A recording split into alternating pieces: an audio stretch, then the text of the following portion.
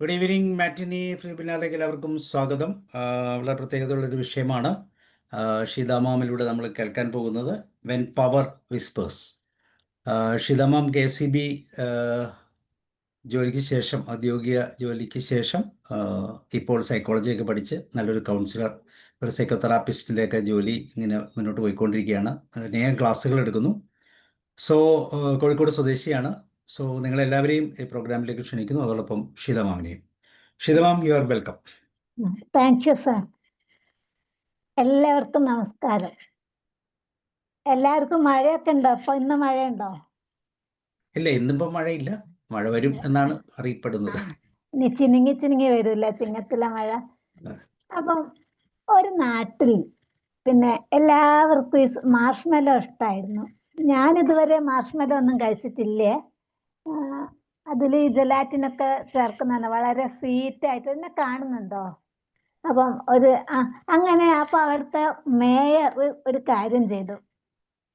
ഇവിടെയുള്ള എല്ലാവരും ഒരു ദിവസം 3 മണിക്ക്, എല്ലാ ദിവസവും 3 മണിക്ക് 3 മാർഷ്മെല്ലോ കഴിച്ചിരിക്കണം, എക്സാക്ട്ലി അതേ സമയത്ത്.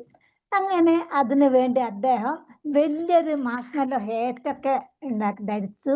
പിന്നെ വലിയ ഇതിലിങ്ങനെ എന്താ പറയാ,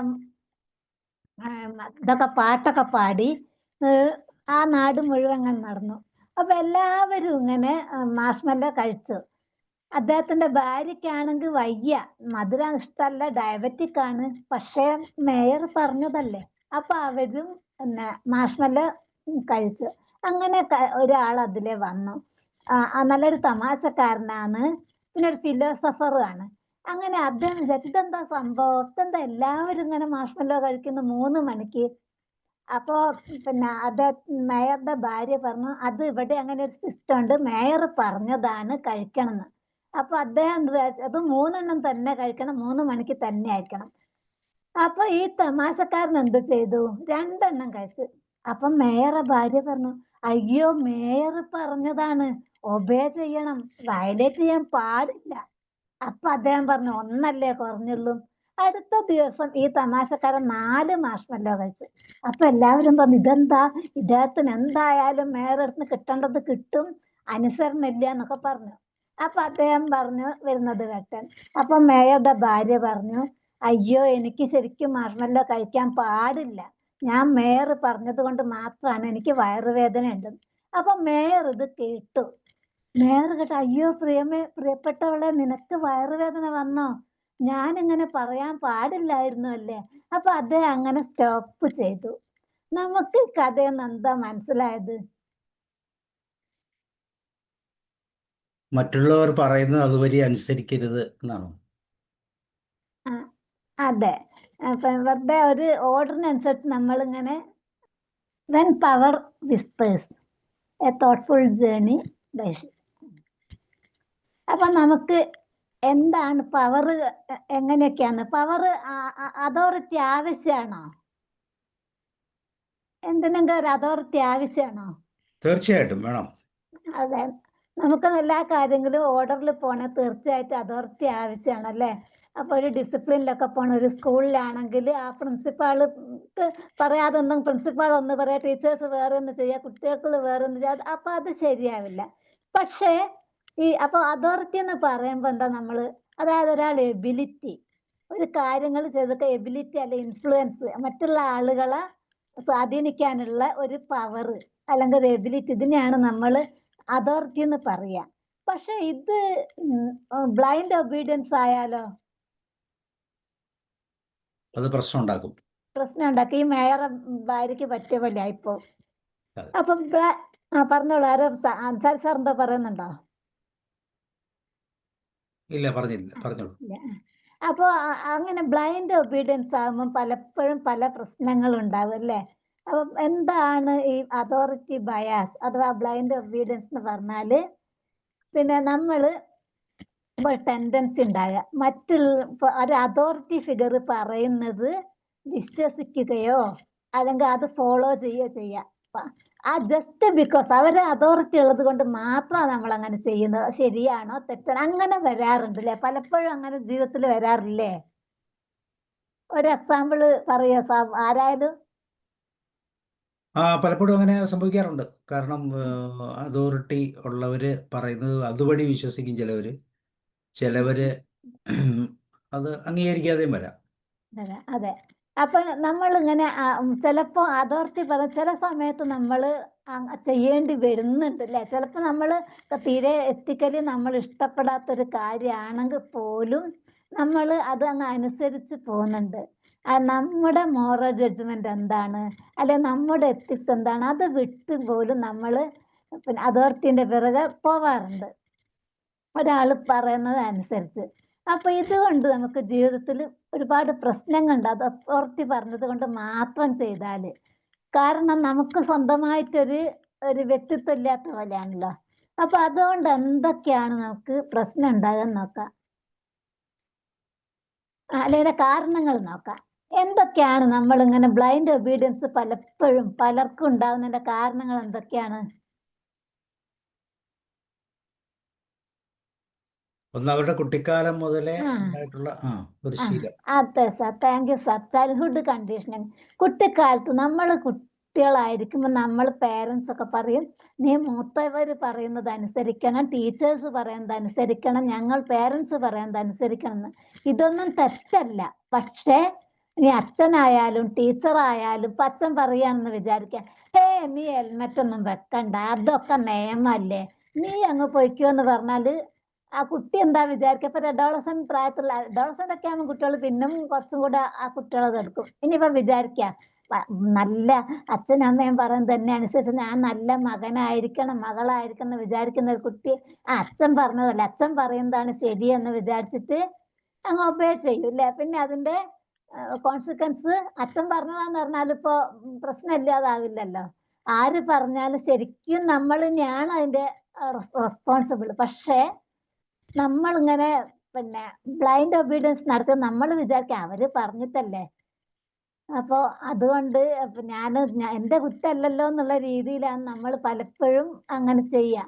ഇപ്പൊ ചിലപ്പോ കുട്ടികൾക്ക് ഇപ്പോഴത്തെ പെൺകുട്ടികളൊക്കെ പെൺകുട്ടികളും നല്ല ബോൾഡാണ്. അപ്പൊ അവര് പറയാണ്, എനിക്ക് കല്യാണത്തിന് സ്വർണ്ണം ഒന്നും ഇടണ്ട, ഞാൻ ഇടില്ല.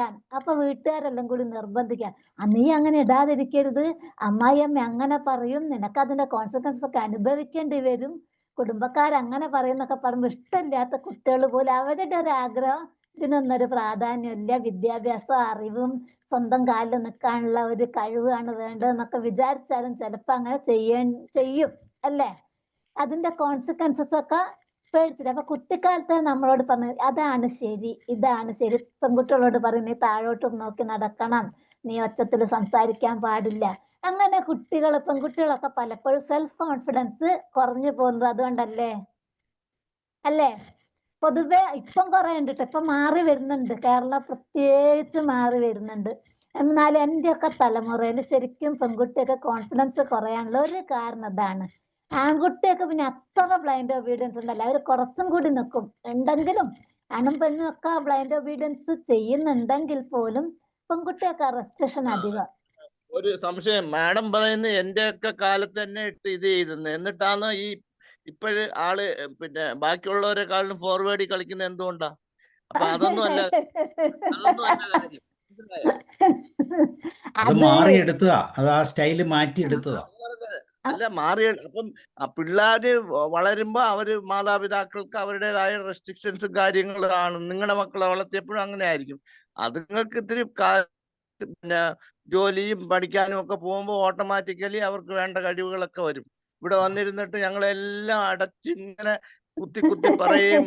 പിന്നെ ബാക്കിയുള്ള കുടുംബങ്ങളൊക്കെ ചെയ്യുന്നതേ വീട്ടിൽ പഠിപ്പിച്ചതല്ലല്ലോ.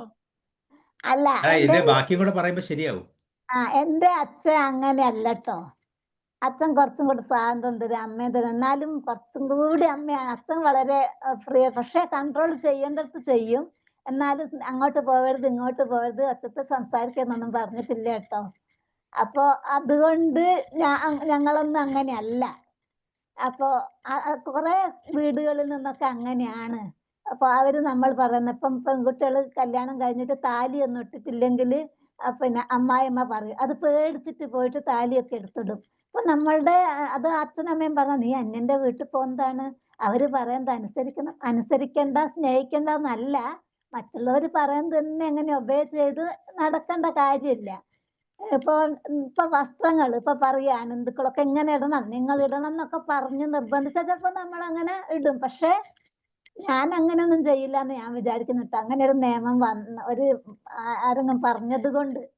അപ്പൊ പലപ്പോഴും നമ്മൾ മറ്റുള്ളവരെ അനുസരിക്കുക എന്നുള്ളതാണ് നമ്മളെ പഠിപ്പിച്ചു കണ്ടത്. അപ്പൊ കുറെ നമ്മൾ അതിനുള്ള കാരണം ചൈൽഡ്ഹുഡ് കണ്ടീഷനിങ് ആണെന്ന് തന്നെയാണ് ഞാൻ മനസ്സിലാക്കുന്നത്. അപ്പൊ ഞങ്ങളോട് സ്കൂളിൽ നിന്നൊക്കെ പറഞ്ഞു തരുമായിരുന്നു ഏകലവ്യനെ പോലെ ഗുരുഭക്തി വേണമെന്ന്. പക്ഷെ എനിക്ക് അതിനോട് ഒരിക്കലും യോജിപ്പില്ല. അതിപ്പോ എപ്പോഴും താഴ്ന്ന വിഭാഗത്തിന് ഉയർന്നു വരുമ്പോഴുള്ള ഒരു തരം കുശുമ്പൊക്കെയാണ് അത്. അവരുയരരുത് എന്ന് വിചാരിച്ചിട്ട് ഞാൻ ഒരിക്കലും അതിനെ സപ്പോർട്ട് ചെയ്യുന്നില്ല. പിന്നെ ഒരിക്കലും തിലകൻ സ്കൂളിൽ പഠിക്കുന്ന കാലത്ത് 10ാം ക്ലാസ്സിലേക്ക് എത്തിയപ്പോൾ ഒരു പുതിയ മലയാളം മാഷ് വന്നു പോലും. അപ്പൊ അദ്ദേഹം പറഞ്ഞു തിലകൻ എന്ന് പറഞ്ഞാല് പൊട്ട്, അപ്പൊ തിലകൻ എന്ന് പറഞ്ഞാൽ പൊട്ടൻ. അപ്പൊ തിലകൻ ചോദിച്ചു അങ്ങനെയാണെങ്കിൽ ദശരഥൻ എന്ന് പറഞ്ഞാല് 10 രഥം. അപ്പൊ ദശരഥൻ എന്ന് പറഞ്ഞാൽ ആ ഉള്ളവൻ എങ്ങനെ വന്നു? അത് അധ്യാപകന് ഇഷ്ടായില്ല. എന്താടാ നീ എന്നെ ചോദ്യം ചെയ്യാൻ നിൽക്കുന്നോ? ക്ലാസ്സിന് പുറത്തടാ, വീട്ടിലേക്ക് പോയിക്കോ. അപ്പൊ തിലകൻ പറഞ്ഞു വീട്ടിലേക്ക് ഞാൻ എന്തിനാ പോകുന്നത്, സാറിന്റെ ക്ലാസ്സിന് ഞാൻ മാറി നിൽക്കാം. അപ്പൊ പിന്നെ മാഷങ്ങ് സമ്മതിച്ചു. അപ്പൊ ഹെഡ്മാഷും പറഞ്ഞു ക്ലാസ്സിന് മാറാൻ. അപ്പൊ ക്ലാസ്സിന്റെ അടുത്ത് പോയിരുന്നു ക്ലാസ് പറയുന്നത് കേൾക്കാൻ വേണ്ടി. അപ്പൊ മാഷന് പോയിക്കോ, അവിടെ നിൽക്കരുത്, പുറത്തേക്ക് പോയിക്കോ എന്നാണ്. അപ്പൊ കുറച്ച് ദൂരോട്ട് പോയി. അപ്പൊ തിലകൻ എന്ത് ചെയ്തു, വിദ്യാർത്ഥി മിത്രത്തിന്റെ ഒരു ഗൈഡ് വാങ്ങി നന്നായിട്ട് പഠിച്ചു കഴിഞ്ഞ് 10ാം ക്ലാസ്സിലെ റിസൾട്ട് വന്നപ്പോ റിസൾട്ടൊക്കെ വാങ്ങി പോകുമ്പോ മാർക്ക് ലിസ്റ്റ് ഒക്കെ വാങ്ങി പോകുമ്പോ മലയാളം മാഷ് വരുന്നു. എന്താടാ പാസ്സായോ? പാസ്സായി സാറേ, ഇനി മലയാളം മാർക്ക് കാണണം, മലയാളത്തിലെ മാർക്ക് കാണണം. തിലകൻ കാണിച്ചിട്ട് 89 മാർക്ക്. അന്നൊന്നും മലയാളത്തിന് 89 മാർക്ക് എത്ര പഠിക്കുന്ന കുട്ടിക്കും കിട്ടില്ല. അപ്പൊ ശരിക്കും നമ്മൾ ചലഞ്ച് ചെയ്യുന്നവരാണ് ശരിക്കും ജീവിതത്തിൽ വിജയിക്കുക. ഇതിപ്പം പഠിപ്പിക്കുന്ന മാഷല്ലേ, മാഷ് പറഞ്ഞത് ഞാൻ കേൾക്കണം എന്ന് പറഞ്ഞാൽ ഇന്നത്തെ തിലകൻ, ഇപ്പൊ അദ്ദേഹം മരിച്ചു പോയെങ്കിലും നമ്മൾ എല്ലാവരും വളരെയധികം ഇഷ്ടപ്പെടുന്ന ഒരു നടനാണ്. അപ്പൊ ആ സ്ഫടികത്തിലൊക്കെ അദ്ദേഹത്തിന്റെ ആ അഭിനയൊക്കെ ശരിക്കും ഉള്ള സത്യസന്ധമായിട്ടുള്ളതില്ല, അഭിനയമല്ല, അദ്ദേഹം ജീവിക്കുന്ന പോലെ. അപ്പം പിന്നെ സാറൊന്നും പറഞ്ഞില്ല. അപ്പൊ അതാണ് ചിലർക്ക് ജന്മനാ തന്നെ ഒരു അങ്ങനെ അങ്ങ് അനുസരിച്ച് കൊടുക്കില്ല. പക്ഷെ ജീവിതത്തിൽ വിജയിച്ചവര് മിക്കവാറും അങ്ങനെ അനുസരിച്ച് ചൈൽഡ്ഹുഡ് കണ്ടീഷനിങ് തന്നെ പോയവരല്ല എന്നാണ് എനിക്ക് തോന്നുന്നത്. ഇതിൽ തന്നെ നമുക്ക് നോക്കാം. ഇതില്ലേ എന്താ വാഴക്കുലയില്, പിന്നെ അത് പിന്നെ അന്നത്തെ കാലഘട്ടമാണ്. ചങ്ങമ്പുഴന്റെ വാഴക്കുലയില് എന്താ പറയാ, ഇതിനൊക്കെ പ്രതികാരം ചെയ്യാതടങ്ങുമോ പതിതരെ നിങ്ങതൻ പിന്മുറക്കാരെയാണ് പറയുന്നത്. അത്രയും ധൈര്യമില്ല അന്നത്തെ കാലമായത് കൊണ്ട് കൂടിയാണ്. അത് ശരിക്കും നമുക്കൊരു നല്ല വാഴക്കുല എന്ന് പറയുന്ന ഒരു സാമൂഹ്യ മാറ്റം ഉണ്ടാക്കിയ കവിത തന്നെയാണ്. എന്നിരുന്നാലും കുറച്ചും കൂടി കഴിഞ്ഞിട്ടാണ് ഇദ്ദേഹത്തിന്റെ ഇടശ്ശേരിയുടെ പുത്തൻ കലവും അരിവാളും വന്നത്. അതില് മലയപ്പുഴയിലെ പോലെ അടുത്ത തലമുറ പകരം വീട്ടുന്നല്ല പറയുന്നത്. കോമനിരുന്ന് കലമ്പുന്നു കുറ്റിക്കിട്ട ഗജം പോലെ, കോമൻ വിതച്ചത് കോമൻ കൊയ്യും. കുറച്ചുകൂടി കാലം അവിടെ ശക്തിയുണ്ട്. ശരിക്കും ആ കോമനെയാണ് ശരിക്കും നമ്മൾ കണ്ടുപഠിക്കേണ്ടത്. നമുക്ക് അതിനുള്ളൊരു ചലഞ്ച് ചെയ്യാനുള്ളൊരു വ്യവസ്ഥിതിനൊക്കെ ചലഞ്ച് ചെയ്യാനുള്ളൊരു കഴിവുണ്ടായിരിക്കണം. അത് കുട്ടിക്കാലത്ത് തന്നെ നമ്മൾ ശരിക്കും വളർത്തുമ്പോൾ അങ്ങനെ ആയാലും നമ്മൾ കുറെ അതിന് മാറാൻ ശ്രമിക്കണം. പിന്നെ ഏജന്റിക് സ്റ്റേറ്റ്, സ്റ്റെൻലി മിൽഗ്രാം എന്ന് പറഞ്ഞ ഒരു യേൽ യൂണിവേഴ്സിറ്റിയിലെ പ്രൊഫസർ ഒരു പരീക്ഷണം നടത്തി. യേൽ യൂണിവേഴ്സിറ്റിയിൽ വെച്ചാൽ നടത്തി. അവിടുത്തെ പ്രൊഫസർ തന്നെയാണെന്ന് എനിക്ക് തോന്നുന്നു, വലിയൊരു സോഷ്യൽ സൈക്കോളജിസ്റ്റ് ആണ്. ആ പരീക്ഷണത്തില് അദ്ദേഹം പാർട്ടിസിപ്പൻസിനോട് പറഞ്ഞു, ഞാൻ മെമ്മറിയെ കുറിച്ചും ലേണിങ്ങിനെ കുറിച്ചും ഒരു ഗവേഷണം നടത്തുകയാണ്, അപ്പൊ അതിന് സഹായിക്കണം. പാർട്ടിസിപ്പൻസിനോട് എന്താ പറഞ്ഞതെന്ന് വെച്ചാല് തെറ്റായ ആൻസർ തരുന്ന ലേണേഴ്സിനൊക്കെ ഇലക്ട്രിക് ഷോക്ക് കൊടുക്കണമെന്ന്. ശരിക്കും ഇലക്ട്രിക് ഷോക്ക് ഫേക്ക് ആയിരുന്നു. പക്ഷേ ഈ ടീച്ചേഴ്സ്, അതായത് പാർട്ടിസിപ്പൻസ് കേൾക്കുന്നില്ലേ? അയ്യോ നിന്നോയോ? കേൾക്കുന്നുണ്ടോ? കേൾക്കുന്നു. അപ്പൊ പാർട്ടിസിപ്പേറ്റ് അതായത് ടീച്ചേഴ്സ് ഇതുവരെ കുട്ടികൾക്ക് പിന്നെ എന്താ ഇലക്ട്രിക് ഷോക്ക് കൊടുക്കാൻ പറഞ്ഞവര് അവര് എന്ത് ചെയ്തു, പിന്നെ ഫേക്കാന്ന് അറിയില്ല, എന്നിട്ട് ഇലക്ട്രിക് ഷോക്ക് കൊടുത്തു. തെറ്റുന്ന കുട്ടികൾക്കൊക്കെ ഇലക്ട്രിക് ഷോക്ക് കൊടുത്തു. കുട്ടികൾ കരയുന്നുണ്ട്, ശബ്ദിക്കുന്നുണ്ട്, എന്നിട്ടൊന്നും നിർത്തുന്നില്ല. അപ്പോ ഈ പരീക്ഷണത്തിൽ നിന്നും സ്റ്റാൻലി മിൽഗ്രാം മനസ്സിലാക്കിയത് 65% ആൾക്കാർ ഫോളോ ചെയ്തു. നമ്മുടെ എത്തിക്സ് എന്ത് തന്നെ ആയിരുന്നാലും, പിന്നെ നമ്മുടെ മോറൽ കറേജ് എന്ത് തന്നെ ആയിരുന്നാലും മറ്റുള്ളവർ പറയുന്നത് ഒബേ ചെയ്യാനുള്ള ടെൻഡൻസി മനുഷ്യർക്ക് ഉണ്ട് എന്നുള്ളതാണ് ആ പരീക്ഷണത്തിന് മനസ്സിലായത്. പക്ഷെ ശരിക്കും ഇവർക്ക് സൈക്കോളജിക്കൽ പ്രശ്നമൊന്നും പിന്നെ ഉണ്ടായിട്ടുണ്ടാവില്ല, അവർക്ക് അറിയാൻ സത്യമല്ല. എന്നാലും ആ ടീച്ചർ അത് നിർത്തിയില്ലല്ലോ.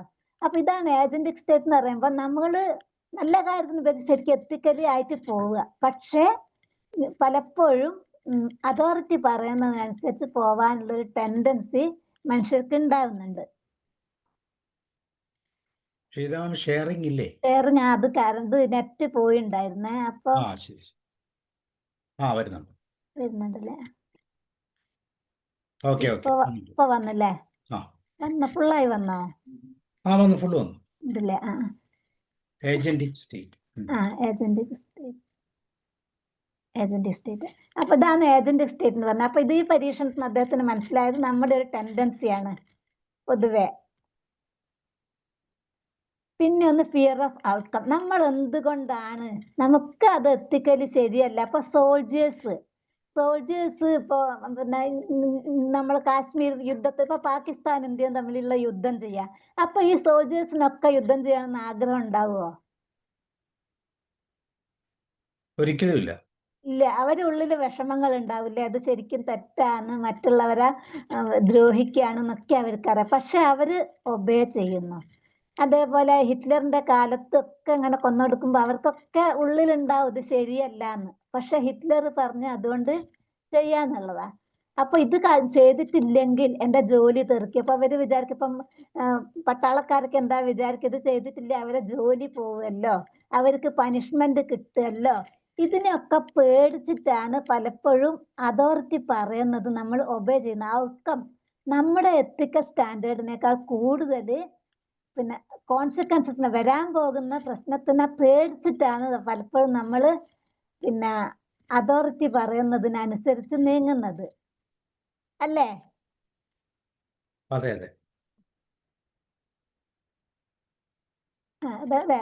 ഇതിന് പല കോൺസിക്വൻസസ് ഉണ്ടാകും, അല്ലെ? ഇപ്പൊ ഒരു കാര്യം പറയാം. ഇപ്പൊ വീട്ടിൽ നിന്ന് പറഞ്ഞു കൊടുക്കാണ്, പിന്നെ മോനെ നീ അടുത്ത ഇരിക്കുന്ന കുട്ടിയൊന്നും പഠിപ്പിച്ച, ഏതെങ്കിലും ഒരു കുട്ടി ഒരു സബ്ജക്റ്റിന് കുറച്ച് മോശമാണെന്ന് വിചാരിക്കാം. അപ്പൊ ഒരു കുട്ടി വിചാരിച്ച് കുറച്ച് സമയം പോയാലും വേണ്ടി അവന് പറഞ്ഞു കൊടുക്കാലോ. അപ്പൊ അവന് പറഞ്ഞു കൊടുത്താൽ നല്ല പേരൻസ് ആണെങ്കിൽ പറയും, എന്താ പറയാ, ഇപ്പൊ നല്ലൊരു പേരൻസ് ആണ് എന്താ പറയുക, ഒരു കുട്ടി അടുത്ത കുട്ടിക്ക് ക്ലാസ് എടുക്കുമ്പോ അല്ല, ക്ലാസ് ഒന്നും ഇല്ലാത്ത സമയത്ത് അല്ലെങ്കിൽ വീട്ടിൽ വന്നിട്ടോ അല്ലെങ്കിൽ ഓൺലൈനായിട്ടോ ഒരു കുട്ടി സഹായിക്കാന്ന് വിചാരിക്കുക. അപ്പൊ നല്ല പേരൻസ് ആണ് എന്ത് പറയും? അത് പോസിറ്റീവായിട്ട് പറയും. അതായത് പഠിപ്പിച്ചെടുത്താൽ പഠിക്കുന്ന കുട്ടികളെക്കാൾ കൂടുതൽ ഉപകാരം ഉണ്ടാകുക ചിലപ്പം പഠിപ്പിച്ച കുട്ടിക്കായിരിക്കും, അല്ലെ? നമ്മളൊന്നും കൂടെ അതില് ഇതാവുകയും ചെയ്യും. പിന്നെ അതൊരു നല്ല കാര്യമല്ലേ, മറ്റൊരു കുട്ടിയെ മുൻപോട്ട് കൊണ്ടുവരിക എന്ന് പറഞ്ഞാല് അത് നല്ല കാര്യമാണ്.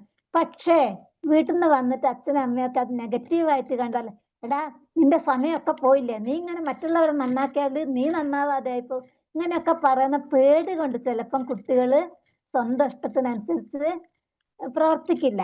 അപ്പോ ഓഫ്ലൈൻ എന്താ പറയാ, നമുക്ക് ഇതുകൊണ്ട് സൈക്കോളജിക്കൽ ഡിസ്ട്രസ് ഉണ്ടാവും, അല്ലേ? അത് മാനസിക, അതായത് ഇപ്പൊ അനുസരിച്ചിട്ടില്ലെങ്കിൽ തോന്നും, അയ്യോ ഞാനത് അനുസരിച്ചില്ലല്ലോ, അതുകൊണ്ട് ആണോ എനിക്ക് ഇങ്ങനെ വന്നത്, അങ്ങനെയൊക്കെ ഇങ്ങനെ വരുമോ? പിന്നെ ഇപ്പൊ മൂത്ത ഒരാള് പറയുന്നത് അനുസരിച്ച് അച്ഛനമ്മയും പറയാ, നീ ഇനി പഠിക്കാനൊന്നും പോണ്ട, പിന്നെ ഇനി ഒന്നും പഠിച്ചിട്ട് വലിയ കാര്യമൊന്നുമില്ല, വേഗം കല്യാണം കഴിക്കാന്നൊക്കെ പറഞ്ഞ് പഴയ കാലത്ത് ഇപ്പം കുട്ടികൾ അത് സമ്മതിക്കുന്നില്ല. ഞാനൊരു ഉദാഹരണം പറയുന്നെന്ന് മാത്രം. അപ്പൊ പഴയ കാലത്തൊക്കെ ആണെങ്കിൽ പെൺകുട്ടികളൊക്കെ നന്നായിട്ട് പഠിക്കുന്ന കുട്ടികൾ പോലും അത് കല്യാണം കഴിച്ചു പോകും. ഇനി അഥവാ വീട്ടുകാർ സമ്മതിക്കുകയാണെങ്കിൽ തന്നെ ഒരു PSC കോച്ചിങ്ങിന് പോകണം എന്ന് പറയാ.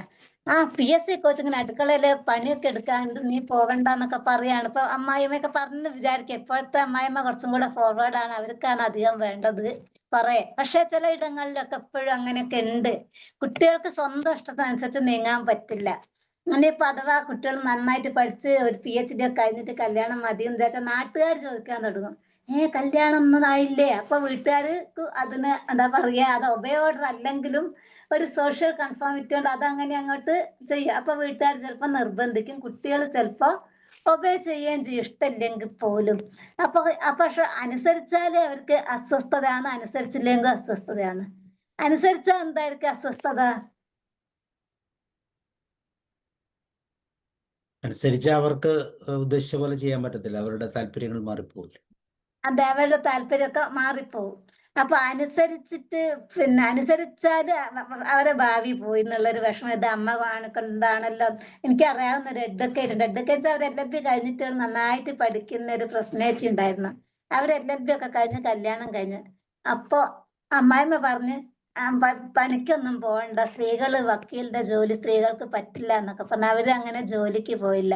പക്ഷെ ഇപ്പൊ അവർക്ക് ഭയങ്കര സങ്കടം. ഇപ്പൊ അവർക്ക് കുറെ 10-70 വയസ്സൊക്കെ, എന്നാൽ ഇപ്പോഴും അവർക്ക് ആ അമ്മായിമ്മയോടുള്ള ഒരു ദേഷ്യമുണ്ട്, എനിക്ക് ജോലിക്ക് പോവാൻ പറ്റിയില്ലല്ലോ എന്നുള്ള. അപ്പൊ ആ ഒരു എന്നും ഉണ്ടാവും നമുക്ക്. ശരിക്കും നമ്മൾ ഇഷ്ടപ്പെട്ട ഒരു കാര്യം ചെയ്യാനുള്ള ഒരു അവസ്ഥ ഇല്ലാത്ത വരുമ്പോ നമ്മുടേതല്ലാത്ത കുറ്റം കൊണ്ടാണ് തീർച്ചയായിട്ടും നമുക്ക് അതിലൊരു സൈക്കോളജിക്കൽ ഡിസ്ട്രസ് ഉണ്ടാവും.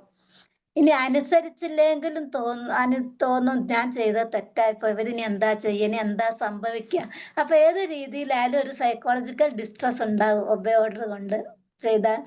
ഹാം ടു അതേഴ്സ്, നമ്മൾ ഒബേ ചെയ്ത് കഴിഞ്ഞാൽ അത് സൊസൈറ്റിക്കും ചിലപ്പം ദോഷമായിരിക്കും അല്ലേ? ഇപ്പൊ നമ്മളോട് ഒരു കാര്യം ചെയ്യാൻ പറ്റും, അത് ചെയ്താൽ സൊസൈറ്റിക്ക്. ഇപ്പൊ ഷോപ്പാന്ന് വിചാരിക്കുക, കുറെ കച്ചവടമൊക്കെ ചെയ്യുന്നുണ്ട്. അപ്പോ അതിന്റെ ഒരു നേതാവ് പറയാ, നമ്മൾ കുറച്ചൊക്കെ ഇങ്ങനെ ഇതൊക്കെ ചെയ്യാം, അത്രത്തോളം ഒന്നും ധാർമ്മികതയൊന്നും നോക്കണ്ട, കുറച്ച് ഇതൊക്കെ അജിനാമോട്ടോ ഒക്കെ കുറച്ച് കൂടുതലൊക്കെ ചേർക്കാം, ആൾക്കാർക്ക് ടേസ്റ്റുമിലൊക്കെയാണ് വരുന്നത് അങ്ങനെ പറഞ്ഞ്. അപ്പൊ ഇയാൾ നേതാവല്ലേ? അപ്പൊ ഇവരെ വീട് ഷോപ്പിൽ മാത്രം വാങ്ങും, മറ്റുള്ള ഞങ്ങൾ അത് ചെയ്തിട്ടില്ലെങ്കിൽ ഞങ്ങളെ കച്ചവടം പൊളിഞ്ഞു പോവോ? അപ്പൊ അത് അങ്ങനെയൊക്കെ പേടിച്ചിട്ട് ചിലപ്പോ നേതാക്കന്മാര് പറയുന്നത് അനുയായികളൊക്കെ അനുസരിക്കുക, അത് ശരിയോ തെറ്റോ എന്ന് നോക്കാണ്ട് അനുസരിക്കേണ്ട ഒരു അവസ്ഥയിലാണ്. നമ്മളെ നാട്ടിൽ പൊതുവെ നമ്മൾ അങ്ങനെ കാണുന്നുണ്ടല്ലോ. അപ്പൊ അങ്ങനെ അനുസരിക്കുമ്പോൾ ശരിക്കും നമുക്ക് അത് ദോഷകരമായിരിക്കും. കാരണം നമ്മുടെ പേഴ്സണാലിറ്റിക്ക് വളരാൻ പറ്റാതെ ഇപ്പോ അതേ സമയത്ത് അത് സൊസൈറ്റിക്കും ദോഷം തന്നെയായിരിക്കും. ഇപ്പൊ എന്തെങ്കിലും ചെയ്യാം, ഹോട്ടൽ ഇന്ന ദിവസം തുറക്കണം എന്ന് ഹോട്ടൽക്കാർ തന്നെ കുറ്റം പറയല്ല, ഞാൻ പറയാ ഭക്ഷണം ആയതുകൊണ്ട് പറയുന്നു മാത്രം. അപ്പൊ ഇന്ന ദിവസം ഇപ്പൊ ചിലപ്പോ ഉണ്ട് അങ്ങനെ ചില ദിവസങ്ങളൊക്കെ നിങ്ങൾ തുറക്കരുത് എന്നൊക്കെ പറഞ്ഞാൽ അവര് തുറക്കാതിരിക്കേണ്ടി വരും. ചില എന്തെങ്കിലും ഒരു ആഘോഷമൊക്കെ ഉണ്ടാകുമ്പോൾ നിങ്ങൾ തുറക്കാൻ പാടില്ല, എന്നാ ഈ ആഘോഷം ഉള്ളതാണ്, ഞങ്ങളൊന്നും അത് തുറന്നോട്ടെ, നമുക്ക് എന്നാ തുറക്കണ്ട വെച്ചോണ്ട്. ആ ഒരു ആഘോഷം ഉള്ളത് ചില ആഘോഷങ്ങൾക്ക് തുറക്കുന്നില്ല. ഇപ്പൊ ദേശീയ ഓണം, ഇപ്പൊ ദേശീയോത്സവം, അപ്പൊ നമുക്ക് ഇഷ്ടമുണ്ടെങ്കിൽ തുറക്കണ്ട, അല്ലാത്തവർ ഇപ്പൊ തുറന്നതാണ്ട് അവർക്ക് മനുഷ്യ കച്ചവടം ഒന്നും ഉണ്ടാവില്ല. അപ്പൊ അങ്ങനെ ഫോഴ്സ് ചെയ്യാൻ പാടില്ലല്ലോ. ഒരു നേതാവ് പറയുന്ന പോലെ പോണം, നിങ്ങൾ ഇന്ന ദിവസം തുറക്കാൻ പാടില്ല, നിങ്ങൾ ഇത്ര മണിക്ക് പൂട്ടണം, അങ്ങനെ നമ്മളൊരു സ്വാതന്ത്ര്യത്തെ കൈകടത്തലാണ്. അപ്പൊ ജനങ്ങൾക്ക് ചിലപ്പോൾ ഉപകാരമായിരിക്കും. ചിലപ്പോൾ ഒരു ഉച്ചയ്ക്കും വൈകുന്ന ഇപ്പൊ ഞായറാഴ്ച തുറക്കുക വിചാരിക്കുക, അപ്പൊ സർക്കാർ തന്നെ ആഴ്ചക്ക് തൊഴിലാളികൾക്ക് ലീവ് കൊടുക്കണം എന്ന് വിചാരിച്ചിട്ടാണ്. അങ്ങനെയാണെങ്കിൽ ഞായറാഴ്ച തുറന്ന് വേറൊരു ദിവസം അവർക്ക് ലീവ് കൊടുക്കാൻ അവര് സമ്മതിക്കുകയാണെങ്കിൽ നമുക്ക് അതിൽ സ്വാതന്ത്ര്യം ഉണ്ടാവുന്നതല്ലേ നല്ലത്. അപ്പൊ സൊസൈറ്റിക്കും നമുക്കും നല്ലത് എന്താന്ന് നോക്കിയിട്ട് ചെയ്യുന്നതല്ലേ നല്ലത്. അതാണ് നല്ല രീതി. അതെ. How to overcome blind obedience. ഇനി ഈ ബ്ലൈൻഡ് ഒബീഡിയൻസ് ചിലപ്പോൾ നമ്മൾ ചെയ്യുന്നെങ്കിൽ നമുക്ക് വല്ലാതെ അങ്ങോട്ട് ഇപ്പൊ തിലകൻ ചെയ്തതുപോലെ എങ്ങനെയാണ് നമ്മളിത് ഓവർകം ചെയ്യുക?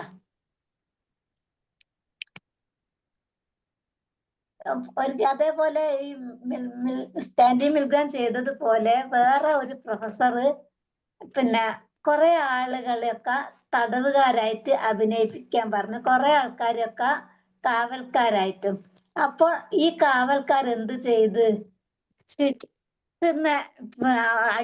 ഇടിക്കൊക്കെ ചെയ്ത് തടവുകാരെ വേണ്ട അവര് നല്ലോണം കൈകാര്യം ചെയ്ത്. ശരിക്കും ഇത് അതിന് വേണ്ടിയിട്ടാണ്, പരീക്ഷണത്തിന് വേണ്ടിയിട്ടാണ്.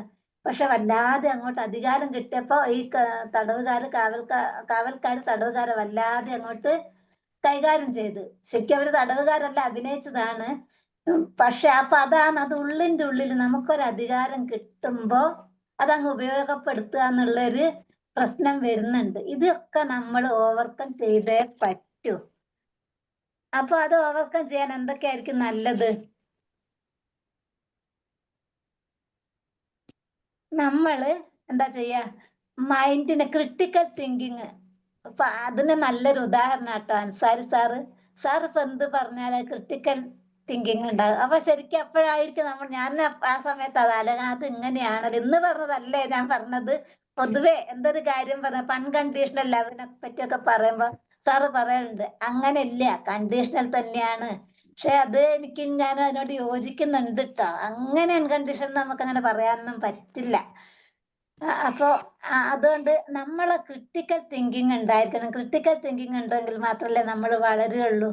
അതേപോലെ മോറൽ കറേജ്, നമ്മൾക്കൊരു ധാർമ്മികത നമ്മൾ വളർത്താം, മറ്റൊരാൾ എന്ത് പറഞ്ഞെന്ന് നോക്കിയിട്ടല്ല. അപ്പൊ നമുക്കുള്ളിൽ തന്നെ ഒരു ധാർമ്മികത ഉണ്ടായിരിക്കുക എന്നുള്ളതാ. അപ്പൊ ഒരു മേലധികാരി പറയാണ്, നിങ്ങള് അതൊന്നും നോക്കണ്ട, മറ്റുള്ളവരെ പേഴ്സണൽ കാര്യം നോക്കണ്ട, നിങ്ങൾ അങ്ങ് പോയിട്ട് കട്ട് ചെയ്തോ, കറണ്ട് കട്ട് ചെയ്യാം. അത് ശരിയാണ്, കട്ട് ചെയ്യേണ്ടി വരും. പക്ഷെ ചിലപ്പോ ഒക്കെ ഈ ലൈൻമാൻമാരൊക്കെ പോയി നോക്കുമ്പോ ഇവരുടെ ഒരു വല്ലാത്തൊരവസ്ഥയൊക്കെ കണ്ട പെട്ടെന്ന് കട്ട് ചെയ്യുക. അപ്പൊ അവർക്ക് അത് എങ്ങനെയെങ്കിലും മേലധികാരിയോട് വന്ന് പറഞ്ഞിട്ട്, അല്ലെങ്കിൽ ചിലപ്പോ അവരെ കയ്യിൽ നിന്ന് പൈസ എടുത്ത് കൊടുത്തിട്ട് അവർ കട്ട് ചെയ്യാതൊക്കെ വരും. അപ്പൊ അങ്ങനെയുള്ള സമയത്ത് ചിലപ്പോ നമ്മൾ മോറൽ കറേജ് ഉപയോഗിക്കേണ്ടി വരും. നിയമമാണ്, എല്ലാരെയും നല്ലത് പഠിപ്പിക്കുകയാണ്, ശരി തന്നെയാണ്. പക്ഷെ ചില സമയത്ത് ചിലപ്പോ നമ്മളെ മോറൽ കറേജ് ഉപയോഗിച്ചുകൊണ്ട് ചെയ്യേണ്ടി വരും. അങ്ങനെയും ഉണ്ടാകും. ഇപ്പൊ ഞാൻ ഒരിക്കലും ഇങ്ങനെ കറണ്ട് ചാർജ് അടയ്ക്കാതെ അങ്ങനെ വലിയ എമൗണ്ട് ആയിട്ട് വന്ന്, അപ്പൊ വന്ന് നോക്കിയപ്പോ കട്ട് ചെയ്യാൻ പോയപ്പോ ഇവർക്ക് തോന്നി ഇവരുടെ അവസ്ഥ കാണുമ്പോ ഇത്രയും പൈസ ഒന്നും അടയ്ക്കാനുള്ള കപ്പാസിറ്റി ഇല്ല. ചെന്ന് നോക്കുമ്പോ എന്താന്ന് വെച്ചാൽ അവരെ വീട്ടിന്റെ മുമ്പിൽ നിറയെ ഗുരുവായൂരപ്പന്റെ ഫോട്ടോ, അതിൽ മുഴുവൻ ബൾബ് കത്തിച്ച് വെച്ചിട്ടുണ്ട്. അത് അറിഞ്ഞുകൂടാത്തത് കൊണ്ടാണ്. അപ്പൊ അങ്ങനത്തെ ഒരു അവസ്ഥയിൽ പെട്ടെന്ന് നമ്മൾ അത് അതോറിറ്റി പറഞ്ഞതല്ലേ എന്നുള്ളതിനേക്കാൾ നല്ലത് കുറച്ചും കൂടെ നമ്മൾ അത് എന്താണ് സംഭവിച്ചതെന്ന് നോക്കിയിട്ട് ചെയ്യുന്നതാണ്. അപ്പോ അതേപോലെ ഒരു എമ്പതി, നമുക്ക് എപ്പോഴും ഒരു എമ്പതി ഉണ്ടായിരിക്കണല്ലോ. നിയമമാണെങ്കിലും ഒരു അതോറിറ്റി പറഞ്ഞതുകൊണ്ട് ചിലപ്പോ അതോറിറ്റി പറഞ്ഞത് സത്യമാവണമെന്നില്ല. അയ്യോ, പിന്നെയും പോയോ? ഇല്ല, പോയിട്ടില്ല, കേൾക്കാം, ക്ലിയർ ആണ്. ഞാനെന്തോ കാണുന്നില്ല ഇതില്. അപ്പൊ അതോറിറ്റി പറയുന്നതിനനുസരിച്ച് തന്നെ അതോറിറ്റി പറഞ്ഞ ശരിയോ തെറ്റോ എന്ന് ചിന്തിച്ചിട്ട് നമ്മൾ ഒരു മോറൽ കറേജ് ഉണ്ടാക്കുക. നമ്മൾ സ്വയം ഒന്ന് ആലോചിച്ച് നോക്കുക, ഇത് ഇങ്ങനെ തന്നെയാണോ വേണ്ടത്, അല്ല ഇത് ശരിയായ വഴി അല്ലല്ലോ പറയുന്നത്. ഇപ്പൊ ഒരു ടീച്ചർ പറഞ്ഞെന്ന് വിചാരിച്ച ടീച്ചർമാർക്ക് കുട്ടികളോട് പറയും, പക്ഷെ ടീച്ചർ പറഞ്ഞെന്ന് കണ്ടുകൊണ്ട് മാത്രം കുട്ടികൾ അങ്ങ് പഠിച്ചാൽ ശരിയാവില്ല. കുറച്ചും കൂടി സോക്രാറ്റിക് തിങ്കിങ്, കുട്ടികളോട് ക്വസ്റ്റ്യൻ ചോദിച്ചിട്ട് പഠിപ്പിക്കുന്നു. പിന്നെ അതോറിറ്റി ബയാസ് എന്താന്ന് പറഞ്ഞു. പിന്നെ നമ്മള് ബ്ലൈൻഡ് ഒബീഡിയൻസ് നടത്താനുള്ള കാരണം എന്തൊക്കെയായിരുന്നു? നമ്മൾ വല്ലാതെ ഇങ്ങനെ ഒബേ ചെയ്ത് പോകുന്നത് എന്തുകൊണ്ടായിരുന്നു? കുട്ടിക്കാലം മുതലുള്ള ഒരു സ്വഭാവം. അതെ, കുട്ടിക്കാലത്ത് നമ്മളെ അങ്ങനെയാ പഠിപ്പിച്ചത്, നീ അങ്ങനെ ചെയ്യണം, നീ ഇങ്ങനെ ചെയ്യണം. ചോദ്യം ചെയ്യാനുള്ള പ്രോത്സാഹിപ്പിക്കാത്തത് കൊണ്ട്. പിന്നെ വേറൊരു കാരണം എന്താന്ന് വെച്ചാൽ ഏജന്റിക് സ്റ്റേറ്റ്, മിക്കവാറും ആളുകള് അതോറിറ്റിനെ ഒബേ ചെയ്യുന്നത്. പിന്നെ ഇനി അതിന്റെ ഫലം എന്തായിരിക്കും, ഞാൻ ഇങ്ങനെ അനുസരിച്ചില്ലെങ്കിൽ എന്തായിരിക്കും? പിന്നെ അത് അതെ, ഫിയർ ഓഫ് കോൺസിക്വൻസസ്. പിന്നെ അതായത് ഇതിന്റെ ദോഷം എന്തൊക്കെയാന്ന് വെച്ചാല് facilitation of abuse of power. അതായത് അധികാരം ചിലപ്പോൾ നല്ല രീതിയിൽ ഉപയോഗിക്കുന്നതിന് പകരം ചിലപ്പോൾ എന്തായിരിക്കും, ശരിക്കും നല്ല രീതിയിൽ ഉപയോഗിക്കുക, പവർ നല്ല രീതിയിൽ ഉപയോഗിക്കാനാണ്. അതുകൊണ്ട് നമ്മളെ നാട് നന്നാവുകയും ചെയ്യും. പക്ഷെ ചിലപ്പോൾ അത് തെറ്റായ വഴി കൂടിയും ഉപയോഗിക്കാം, നമ്മൾ ആരും ചോദ്യം ചെയ്യാനില്ലെങ്കിൽ. പിന്നെ സൈക്കോളജിക്കൽ ഡിസ്ട്രസ്, അതായത് അനുസരിച്ചാലും അനുസരിച്ചിട്ടില്ലെങ്കിൽ എനിക്ക് എന്തെങ്കിലും പ്രശ്നമുണ്ട്, അനുസരിച്ച് കഴിഞ്ഞാലും അതിനെ പറ്റിയുള്ളൊരു അസ്വസ്ഥത ഉണ്ടാവുക. അതോറിറ്റി ബയസ്ഡ് ആയിട്ട് അയ്യോ ഞാൻ ചെയ്യണ്ടായിരുന്നു അവർ പറഞ്ഞിട്ടല്ലേ. അപ്പം പോരാത്ത നമുക്കൊരു പ്രശ്നം ഉണ്ടാവട്ടെ, നമ്മളെപ്പോഴും മറ്റുള്ളവരെ തലയിലേക്ക് അടിച്ചേൽപ്പിക്കും. ഹിറ്റ്ലർ പറഞ്ഞിട്ടാണ്, ഹിറ്റ്ലർ പറഞ്ഞതുകൊണ്ടാണ് ഞാൻ ചെയ്തതെന്ന്. പക്ഷേ ചെയ്യാതിരിക്കാൻ നിവൃത്തില്ല. എന്നാലും നമ്മളൊരു കൺട്രോൾ, നമ്മൾ റെസ്പോൺസിബിലിറ്റി ഏറ്റെടുക്കാത്തൊരവസ്ഥയാണ് ഉണ്ടാവുക. പിന്നെ നമുക്കും നമ്മളെ സൊസൈറ്റിക്ക് ഇത് വളരെ ദോഷകരാണ്.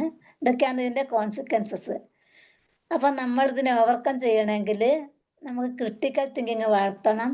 അതേപോലെ മനസ്സിനെ എംപവർ ചെയ്യിക്കുക.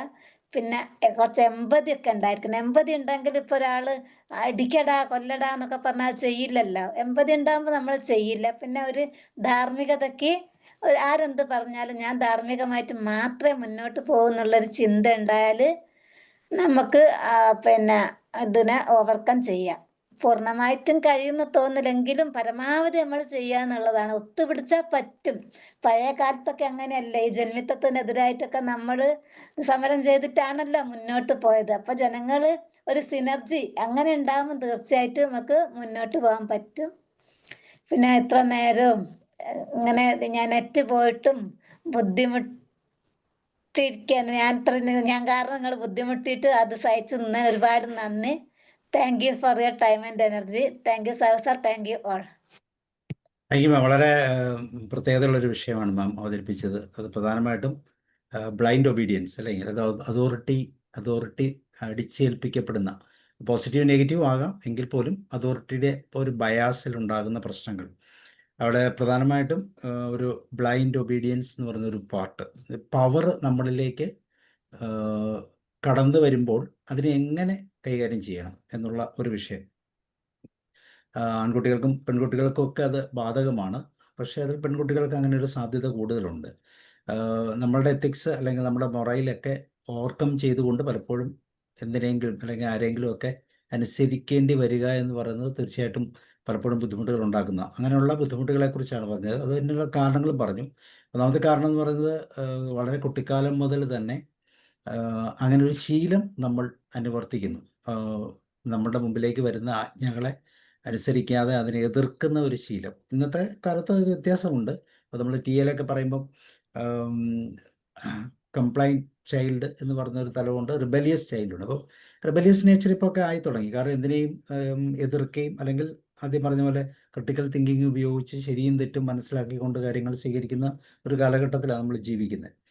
പിന്നെ മറ്റൊരു ഇത് പറയുന്നത് ഏജൻറ്റിക് സ്റ്റേറ്റ് എന്ന് പറയുന്നൊരു തലം, പ്രത്യേകിച്ച് സോൾജേഴ്സ് അങ്ങനെയുള്ളിടത്തൊക്കെ ഫിയർ ഓഫ് കോൺസിക്വൻസസ്. നമ്മുടെ അതോറിറ്റിയെ നമ്മൾ അംഗീകരിച്ചേ പറ്റൂ, അവരെ ഫോളോ ചെയ്തേ പറ്റൂ, അവരുടെ ഓർഡേഴ്സൊക്കെ കൃത്യമായിട്ട് അനുസരിച്ചേ പറ്റൂ എന്നുള്ള ഒരു തലം. അവിടെയും പോസിറ്റീവ് നെഗറ്റീവ് തലങ്ങളുണ്ടാകും.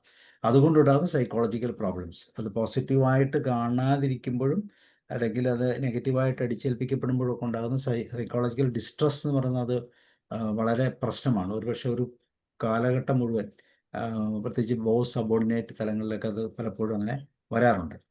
പിന്നെ ഇത് ഓവർകം ചെയ്യാനുള്ള സൊല്യൂഷൻസാണ് നമ്മൾ കൃത്യമായിട്ട് മനസ്സിലാക്കേണ്ടത്. നമ്മൾ കൃത്യമായിട്ടൊരു ക്രിട്ടിക്കൽ തിങ്കിങ് തലത്തിലൂടെ കടന്നുപോയി നമ്മുടെ മുമ്പിലേക്ക് തരുന്ന ഓർഡേഴ്സിനെ എങ്ങനെ അത് നമുക്ക് എതിർക്കണമെങ്കിൽ തന്നെ എതിർക്കുന്നതിന് ഒരു ശൈലിയുണ്ട്, അല്ലെ? ഒരു അസർട്ടീവ് പവർ, ഒരു അസർട്ടീവ്നെസ് എന്നൊക്കെ പറഞ്ഞൊരു തലമുണ്ട്. എസ് നോയോ ഒക്കെ പറയാൻ ഒരു കപ്പാസിറ്റി ഉണ്ട്. അത് പറയുന്നതിനൊരു രീതിയുണ്ട്. ആ രീതി നമ്മൾ പ്രായോഗിക തലത്തിൽ ഉപയോഗിക്കുമ്പോൾ നമ്മളോട് ശരിയല്ലാത്തൊരു കാര്യം പറയുമ്പോൾ അതിനെ കൃത്യമായിട്ട് അതിൻ്റേതായ രീതിയിൽ എതിർക്കാനും എതിർത്ത് മുന്നോട്ട് പോകാനും ഒക്കെ. പക്ഷെ അതൊരു ഇന്നത്തെ കാലത്ത് പഠിക്കേണ്ട ഒരു സ്കില്ലാണത്, അല്ലേ? ഈ 10ഉം 12ഉം ഒക്കെ ലൈഫ് സ്കില്ലുകളുടെ കൂടെ നമുക്ക് ഈ അസർട്ടീവ്നെസ് എന്ന് പറഞ്ഞൊരു സ്കില്ലും കൂടെ നമ്മൾ ഇൻക്ലൂഡ് ചെയ്തിട്ടുണ്ട്. എങ്ങനെ ഒരാളോട് നോ പറയാം. അതും നമുക്ക് ഡിസ്ട്രസ് ഉണ്ടാക്കുന്ന, സൈക്കോളജിക്കൽ ഡിസ്ട്രസ് ഉണ്ടാകുന്ന ചില തലങ്ങളിൽ എങ്ങനെ നമുക്ക് കൃത്യമായിട്ട് നോ പറഞ്ഞ് മുന്നോട്ട് പോവുക. നോ പറഞ്ഞില്ലെങ്കിൽ അത് പലപ്പോഴും നമുക്ക് വലിയ ബുദ്ധിമുട്ടുകളാകും. പലപ്പോഴും മാതാപിതാക്കളുടെ ഇടയിലും അങ്ങനെ ഉണ്ടല്ലേ, കുട്ടികളോട് നോ പറയാൻ ബുദ്ധിമുട്ടുള്ളത് കൊണ്ട് പലപ്പോഴും കുട്ടികൾ പിന്നെ ഒരിക്കലും അനുസരിക്കാത്ത ഒരു തലത്തിലേക്ക് പോകാറുണ്ട്. അത് ഫാമിലി സെറ്റപ്പിലല്ല, സോഷ്യൽ തലത്തിൽ പോലും പല പ്രശ്നങ്ങളുണ്ട്. അപ്പോൾ ഈ കാര്യങ്ങളെല്ലാം വളരെ കൃത്യമായിട്ട് ഉദാഹരണ സഹിതം, പ്രത്യേകിച്ച് റിസർച്ചുകളുടെയൊക്കെ അടിസ്ഥാനത്തിലാണ് ഷീത മാം എക്സ്പ്ലെയിൻ ചെയ്തത്. സോ താങ്ക് യു മാം, വളരെ സന്തോഷം. വളരെ മനോഹരമായൊരു ടോപ്പിക്. ആ ടോപ്പിക്കിനെ എങ്ങനെ കോംപ്രമൈസ് ചെയ്യണം, അല്ലെങ്കിൽ എങ്ങനെ അതിനെ ഓവർകം ചെയ്യണം, അതുപോലെ അതിൻ്റെ സിംറ്റംസ് എന്തൊക്കെയാണ്, ഇതെല്ലാം വളരെ കൃത്യമായിട്ട് പറഞ്ഞു. ഓക്കെ, ഇനി നമുക്ക് ഡിസ്കഷനിലേക്ക് പോകാം. റോയ്സ് സാർ തുടങ്ങാം.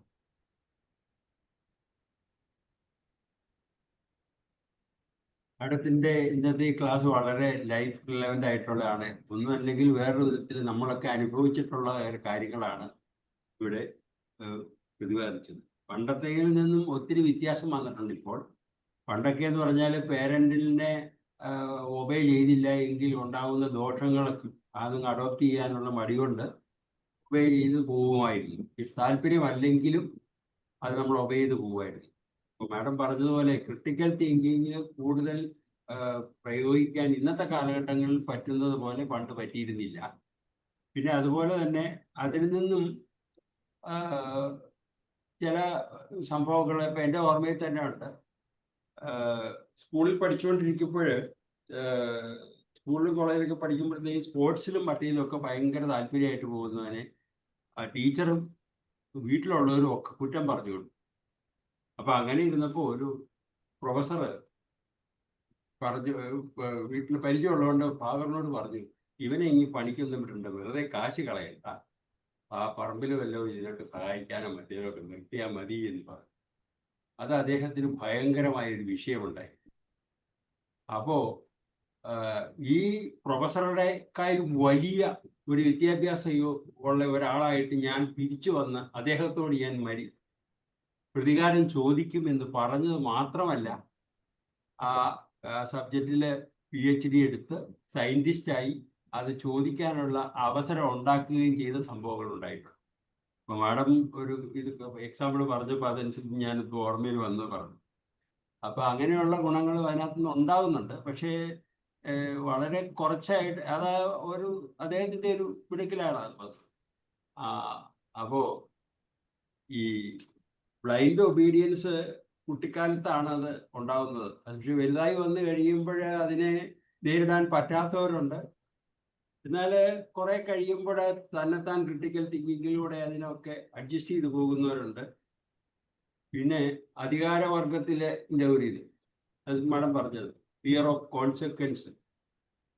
അപ്പോൾ അതിനെ പറ്റിയ എക്സാമ്പിളും പറഞ്ഞു. വളരെ ലൈൻമാനോട് ലൈൻ കട്ട് ചെയ്യാൻ പറഞ്ഞപ്പോൾ പറഞ്ഞത് ഒരു ധാർമ്മികത ഉള്ളത് കൊണ്ട് അതൊക്കെ വളരെ എൻജോയബിൾ ആയിട്ട് തോന്നി. അതന്നെയല്ല, ലൈഫ് ഇങ്ങനെയുള്ള ചില അവസരങ്ങൾ വരുമ്പോഴുള്ള ചില കാര്യങ്ങൾ നമ്മളുടെ ശ്രദ്ധയിൽ വരികയും അത് പരിഹരിക്കാൻ വേണ്ടി നമ്മൾ പ്രിപ്പയർ ചെയ്യേണ്ട അവസരങ്ങളൊക്കെയാണ് മാഡം പറഞ്ഞത്. ഇപ്പോൾ ഉദാഹരണത്തിന് ഒരു ടെക്സ്റ്റൈലിൽ പോയി ഒരു തുണി എടുക്കാൻ പോയി, ഉദ്ദേശിച്ച തുണിയൊന്നും കിട്ടിയില്ല. അപ്പോൾ ഇതെനിക്ക് പറ്റിയത്, എനിക്ക് ഇഷ്ടപ്പെട്ടില്ല എന്ന് പറഞ്ഞ് പോരാൻ ഒരു മടി വരും. അപ്പോൾ എന്ത് ചെയ്യും? ഞാൻ ഉദ്ദേശിച്ചതല്ല എങ്കിലും അതല്ല, ഏതെങ്കിലും ഒന്നും എടുത്തില്ലെങ്കിൽ എന്താ തോന്നുന്നു, അത്രയും തുണിയൊക്കെ എടുത്തിട്ട് ഒരെണ്ണം വാങ്ങിച്ചില്ല എന്ന് പറയുന്നത് അവർക്കൊരു വിഷമം തോന്നിയത്. അപ്പോൾ അതുകൊണ്ട് എന്തെങ്കിലും വാങ്ങിച്ചോളാം എന്ന് പറഞ്ഞ് എന്തെങ്കിലും ഒരെണ്ണം ഇഷ്ടപ്പെട്ടില്ല എങ്കിൽ അതിന് വേണ്ടിയിട്ട് എടുത്തുകൊണ്ട് പോയിരുന്നവരുണ്ട്. മറ്റേത് പറയുന്നത് എനിക്കത് ഇഷ്ടപ്പെട്ടില്ല, അങ്ങനെ ഞാൻ ഉദ്ദേശിച്ച സാധനമല്ല വന്നത് എന്ന് പറഞ്ഞു പോകും. അപ്പോൾ ഇതൊക്കെ ചെറുപ്പം മുതലേ ഉള്ള ഇതിൽ നിന്ന് വരുന്നതാണ് എന്ന് ഞാൻ മനസ്സിലാക്കുന്നു. മാഡം ഇതൊക്കെ പറഞ്ഞപ്പോൾ ഞാൻ ഇങ്ങനെയുള്ള കാര്യങ്ങളൊക്കെ പഴയ കാര്യങ്ങൾ എൻ്റെ ശ്രദ്ധയിൽ വന്നു, അത് ഷെയർ ചെയ്തതേ ഉള്ളൂ. പിന്നെ ഇടയ്ക്ക് ഒന്നൊരു ഇൻറ്ററപ്ഷൻ എനിക്കും വന്നു, എന്നിട്ട് കോള് വന്നുകൊണ്ട് അത് ചെയ്യുന്നത്.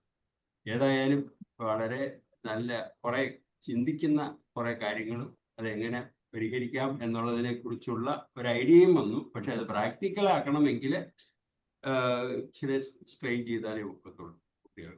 ഏതായാലും നന്നായി എനിക്ക് എൻജോയ് ചെയ്യാൻ പറ്റും. Okay, thank U. ഓക്കെ, ഇനി ആരുള്ള? കുഞ്ഞോയ് മാസ്റ്റർ കേൾക്കാമോ? രമാദേവി മാം, സ്നേഹലത മാം, സുകുമാരൻ. ഞാൻ പറയാ സാറേ, പറയൂ. ഈ ക്ലാസ് എടുത്ത ശീലമാമിനും ഇത് കണ്ടക്ട് ചെയ്ത സാബു സാറിനും വളരെ നന്ദി. ഇപ്പൊ ഏത് മേഖലയിലായാലും ഒരു അതോറിറ്റി ആവശ്യമാണ്.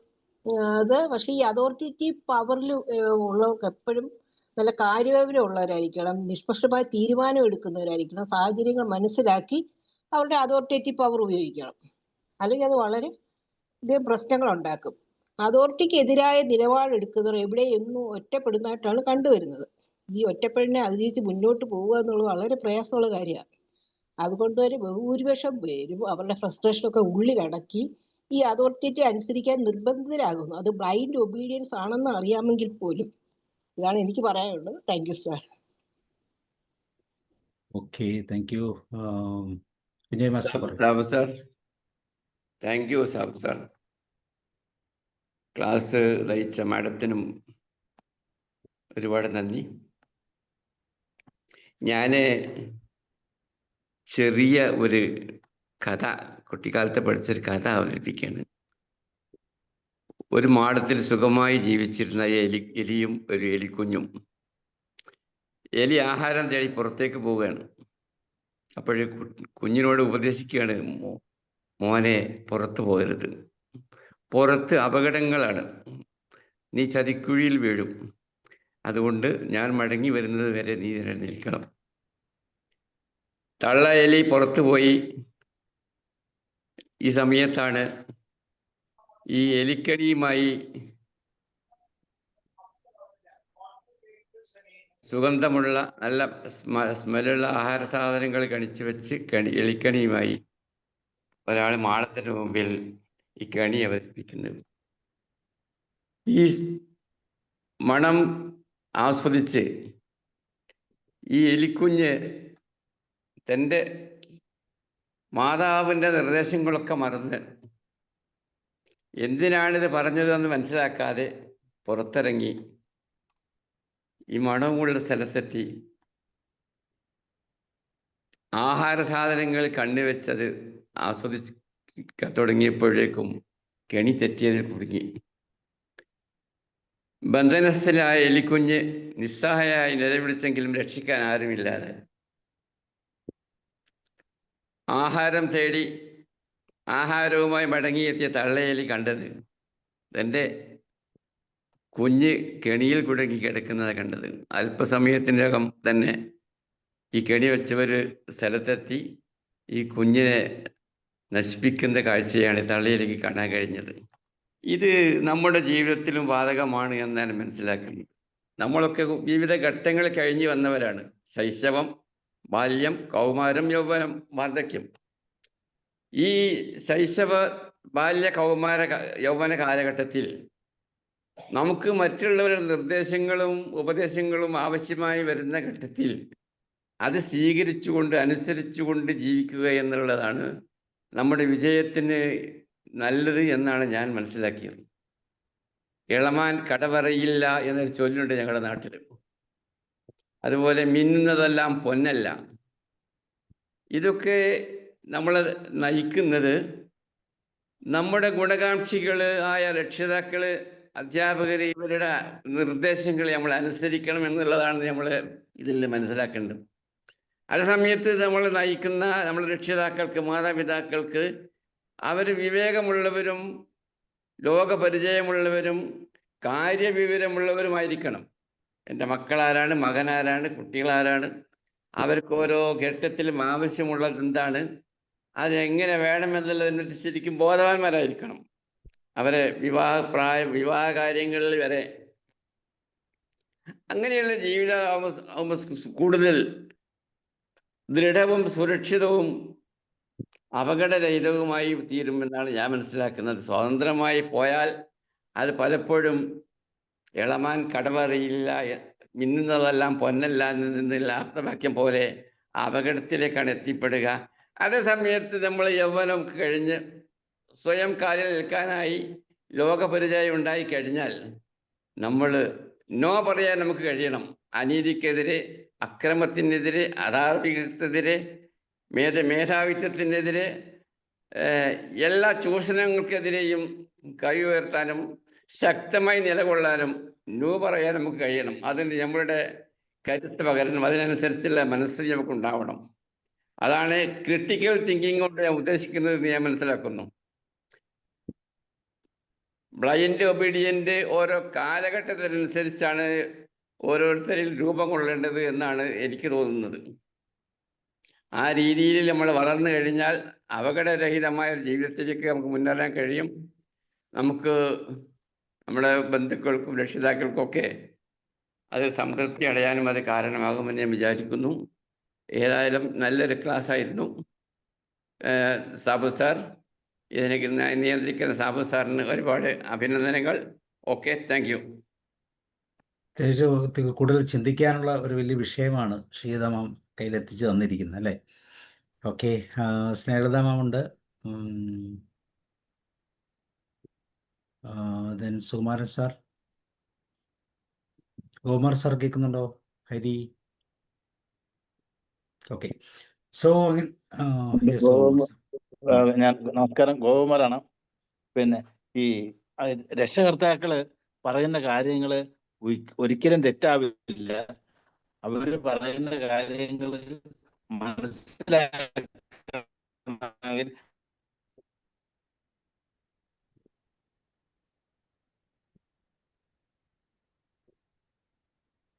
നെറ്റ്വർക്ക് പോയോ? ഒരാളുണ്ടാവുന്നത് നല്ലതാണ്. ഇന്ന ഭാഗം തെറ്റാണ്, ആ ആളിനോട് പ്രത്യേകം പറയണം. ആ ആളിന്റെ ഭാഗം അങ്ങനെയല്ല എന്ന് പറഞ്ഞു കൊടുക്കാനും ഒരാളുണ്ടാവുന്നത് നല്ലതാണ്. അതിനുള്ള സ്വാതന്ത്ര്യം കൊടുക്കുന്നത് നല്ലതാണ്. നല്ല ക്ലാസ് ആയിരുന്നു. ചിന്തിക്കാനുള്ള കഴിവുള്ള ചിന്തിക്കാനുള്ള സാഹചര്യം ഉണ്ടാക്കുന്ന ക്ലാസ് ആയിരുന്നു. നല്ല ക്ലാസ്. നമസ്കാരം. Okay sir, thank U. വേറെ ആർക്കെങ്കിലും പറയാനുണ്ടോ? ഓക്കെ, സോ അപ്പോൾ അങ്ങനെയാണെങ്കിൽ താങ്ക് യു മാം, വളരെ സന്തോഷം. വളരെ ചിന്തിക്കേണ്ട, എന്നാൽ പുതിയ തലമുറയുടെ തലത്തിൽ നിന്ന് നോക്കുമ്പോൾ കൃത്യമായിട്ട് നമ്മുടെ ജീവിതത്തിൽ ചേർത്ത് വയ്ക്കേണ്ട ഒരു വലിയ ചിന്തയാണ് മാം ഒരു തീപ്പൊരി പോലെ തന്നത് അല്ലേ. അതിനെ ശരിക്കും പറഞ്ഞാൽ ഊതി കത്തിക്കുക എന്നുള്ളതാണ്. ഇത് തന്നെയല്ലേ, ഇത് പുതിയ ജനറേഷൻ ആണെങ്കിലും പഴയ ജനറേഷൻ ആണെങ്കിലും ഒരുപോലെ ആവശ്യമുള്ള ഒരു കാര്യമാണ്. പവർ എങ്ങനെയാണ് നമ്മൾ എക്സസൈസ് ചെയ്യുന്നത്. അപ്പോൾ അത് വളരെ മനോഹരമായി. ഷീല മാം ഒന്ന് കമൻറ്റ് ചെയ്ത് നിർത്തിക്കോളൂ. അൺമ്യൂട്ട് ചെയ്യണേ. കേൾക്കുന്നില്ല. ഇത് ശരിയാണ് കുട്ടിക്കാലത്ത്. പക്ഷെ ചിലപ്പോ കുട്ടികളുടെ ഇഷ്ടത്തിനനുസരിച്ച് ആവണമെന്നില്ല. മാതാപിതാക്കൾ നല്ല കാര്യമാണെന്ന് വിചാരിച്ച് പറയുന്നത് ചിലപ്പം കുട്ടികൾക്ക് നല്ലതാവണം എന്നില്ല. ക്ലാസ്സിൽ പോരാത്ത ഒന്നാമനാവണം എന്ന് പറയാ. എല്ലാവർക്കും ഒന്നാമനാവാൻ പറ്റുമോ? അതിൽ നല്ല നിന്റെ ബെസ്റ്റ് നീ ചെയ്യണം. കുട്ടികളുടെ ഒരു ജലസൊക്കെ ഉണ്ടാവാൻ സാധ്യതയുണ്ട്. ഒന്നാമനാവണം എന്നൊക്കെ നിർദ്ദേശിച്ചു. അങ്ങനെ ചില പേരൻസിനൊക്കെ ഭയങ്കര മത്സരാണ്. അവർക്ക് വെച്ചാൽ കുട്ടീൻ്റെ ഒരു വ്യക്തിത്വ വികസനത്തിനല്ല.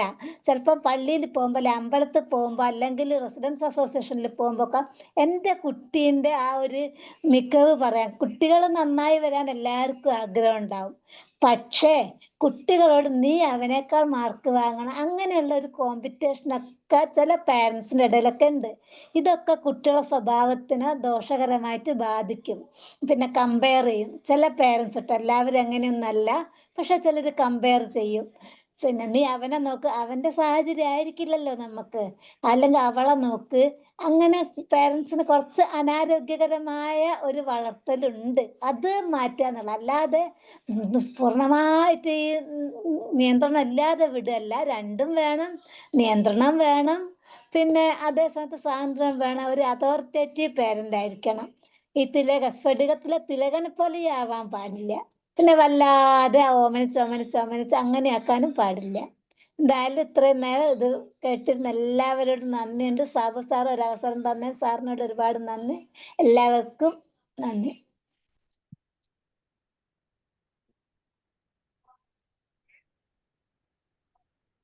അപ്പോൾ ഓക്കെ മാം, താങ്ക് യു. അപ്പോൾ ഇത് നമുക്ക് വൈൻഡപ്പ് ചെയ്യാം. Thank you very much. See you. Thank you sir.